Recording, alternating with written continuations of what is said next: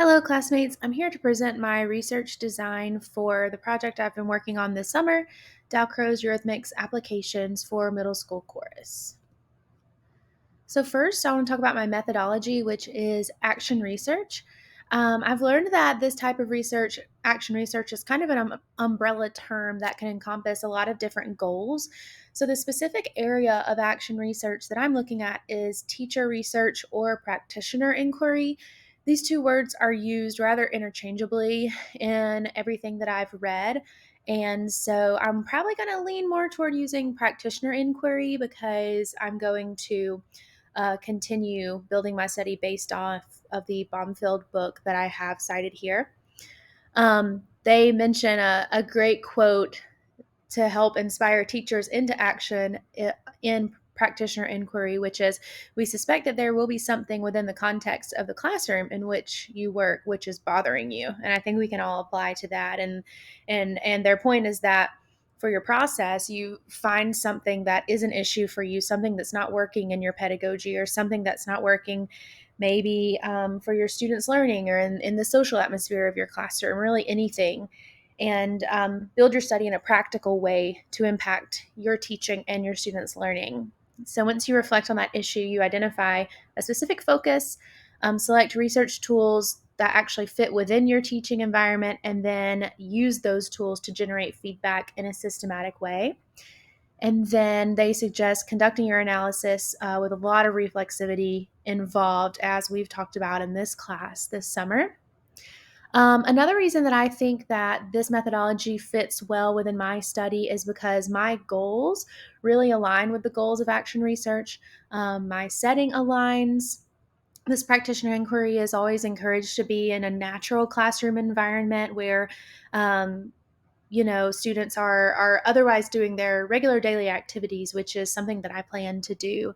Also, the pedagogy that I'm using, that I talked with you guys about during the last presentation, Dalcroze Eurythmics, I think is really appropriate for this type of research. It's really interesting because whenever this pedagogy was originally created, it kind of was an action. You could say it was an action research project from the beginning. The guy Emile Jacques Dalcroze that founded this pedagogy that I am using simply, one day looked around at his students and realized that they weren't really achieving musically in the way that he wanted them to, that they could play their instruments well, but they didn't really seem to feel or understand music, or they weren't able to fully embody musical concepts. And so he started, in an experimental way, adding these different concepts to his classes and having them to do these activities and measuring their progress. So it's just kind of neat to say that it was an action research project from the beginning. So I think this is a great way to, a great methodology to use for my study.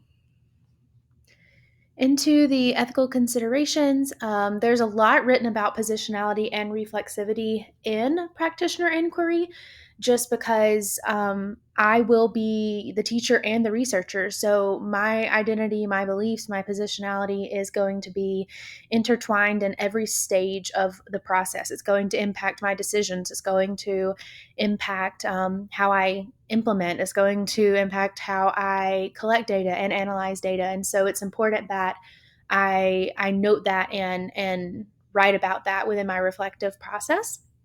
One thing that I read that was really interesting that I want to make sure I remember when I'm writing my study is, to be forthcoming about these elements, but as well as being forthcoming about any personal or professional limitations that I face. If something maybe doesn't go quite as well as I hoped, or if I feel like I need to grow in a certain area, then that's really something that I should mention in my write-up, just to be fully reflective in the process, and, not to try to paint it all as a pretty happy picture of a successful project, but to really go into detail about all of these elements to do with reflexivity.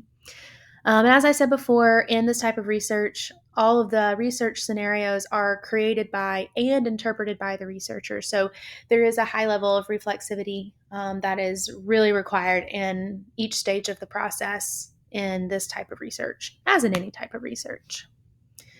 Right, so I'm going to get into my design overview. First off, I will be conducting this in my own chorus classroom. I teach at a North Metro Atlanta suburban middle school.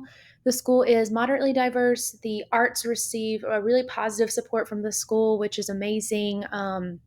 We have over 90% of our student body that participates in a music ensemble. So, music is really, really present in my school. And I think that my study will be well received and encouraged by my administration, which is awesome. I feel really lucky in that. My participants will be my seventh grade, fourth period chorus class.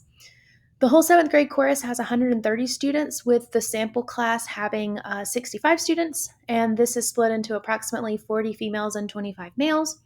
Of course, I have full access to the setting and the participants, and I have a prior rapport with these students. I taught them all last year in sixth grade chorus, and so these elements will certainly help me in my study. I'm going to start with implementing these lessons with my whole class, and then I will have a questionnaire that the whole class takes. And so then I will do purposeful sampling to conduct semi structured interviews with approximately 6 students. And I plan to purposefully sample to include 6 students that all have maybe answered differently on the questionnaire. I don't want to just find students that have given me all positive answers and just kind of have a confirmation bias in my responses. So I'm hoping that based on, I'm going to design my questionnaire in a way with a lot of open-ended responses and maybe some pointed questions to help me to get a variety of responses to look at for the interviews. So I've chosen to use this class in particular for a few reasons. First, as I mentioned, they do have a year of experience in choir, so they're comfortable with choir and with singing, but they're still really beginners, or I guess you could say maybe intermediate, and they're also not.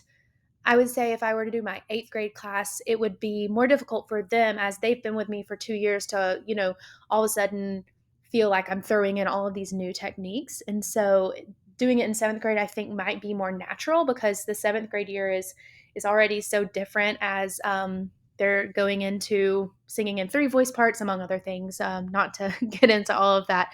Um, but I also feel that in my write up, I should admit that I'm choosing this grade level also a little bit on purpose because they are a really good behaved group. They have good attitudes and they've been really willing to try new things. I'm hoping that will remain this year when they go into seventh grade, but they were a really great sixth grade class. They did really well for me last year, and so I do think that they would be willing to try out new things, and that's also helpful. And another reason for choosing them is that this class meets in the middle of the day, which I think is ideal. It's right after my planning period, so that kind of sets me up for success to be organized and ready to go. My morning classes also tend to be really sleepy, and the afternoon classes kind of start getting a little wild and crazy. So, this middle of the day class also feels just more like a neutral setting to conduct my study. These are my 4 research questions, and the first one is kind of the primary question of looking at how Eurythmics activities can be adapted and incorporated into the classroom.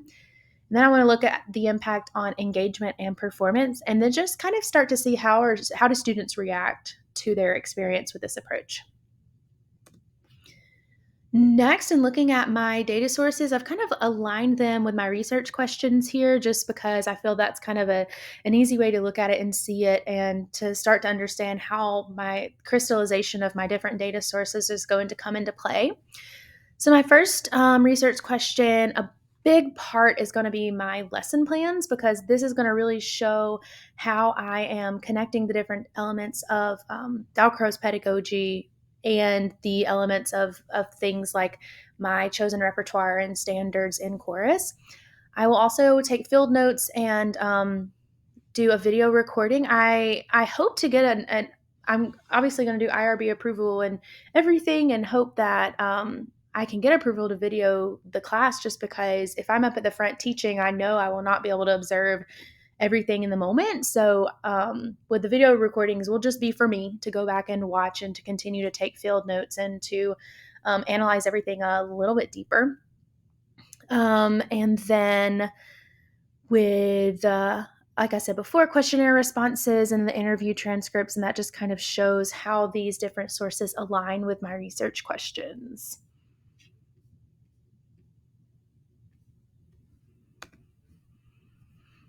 This is my starting point on my analysis. I need to do a little bit more research on what kind of analysis or what I could do with my lesson plans because they will definitely be a big document to include. And I'm assuming some sort of content analysis would be great on those.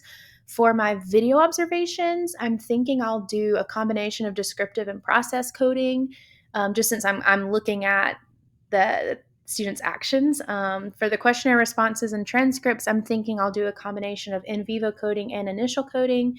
And then for a second stage of coding, I'll do pattern coding. And these ideas really all came about this summer from reading our text, and that has been really helpful. I do plan to give my questionnaire probably on Microsoft Forms because my school system is a Microsoft district and all students have access to a Microsoft account. So they can log in and take a questionnaire on Microsoft Forms, and then I can generate that into an Excel file, which will be really helpful for me with organization and coding of those documents. Last, just to share some ideas about credibility and trustworthiness, I think one of the things that really makes my study hopefully credible is that I just got back from attending a 1 week long in person Dalcroze training.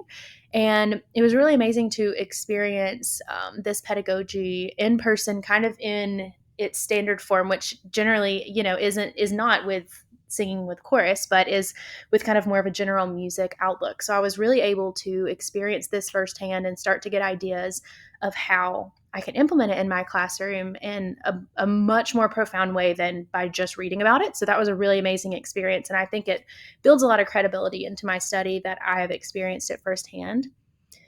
Um, I think also to help with my credibility and trustworthiness, as I mentioned before, is that the study will be implemented in my regular classroom without, hopefully, if possible, any distractions from it being a research project. And it's my hope with practitioner inquiry that this helps to enhance usefulness for other settings, and that, while we know with qualitative research you can't replicate a study, that I can hopefully eliminate any of the elements that may come in that may, deter from me being able to see what the practical implementations of this pedagogy would be.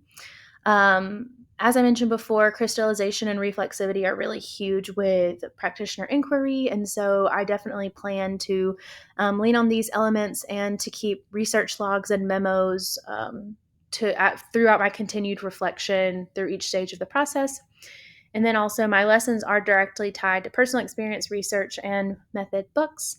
So I need to continue kind of building this section of my proposal before I do my perspectives, but I've gotten a really good start with all of our stuff we've done recently. So thank you guys so much.